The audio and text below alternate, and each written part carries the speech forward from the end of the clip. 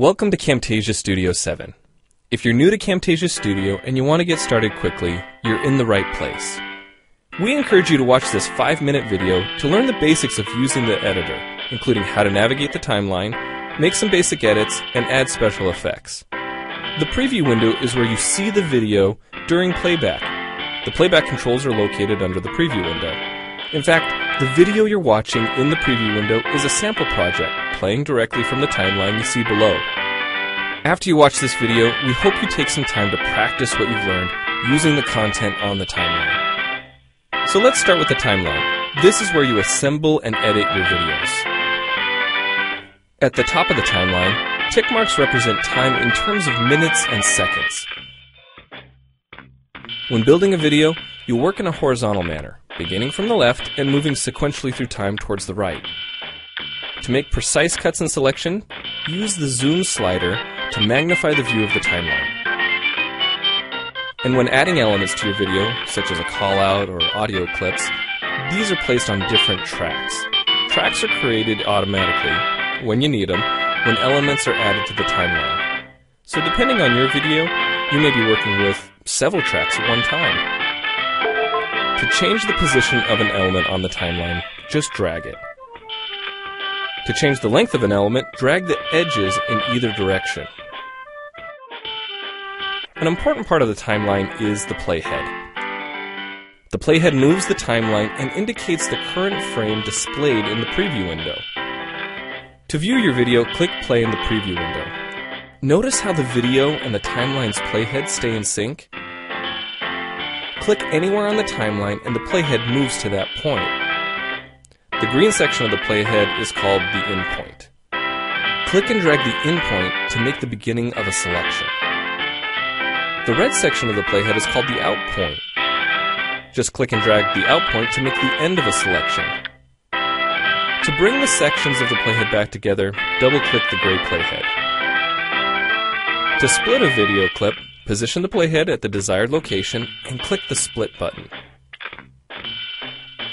And if you want to remove a portion of your video, make a selection with the in and out points, then click the cut button. If you make a mistake while editing, click the undo button. Next, we'll look at the clip bin and the library. The clip bin holds recordings, audio files, images, and title slides being used in the project you're currently working on. Then there's the library.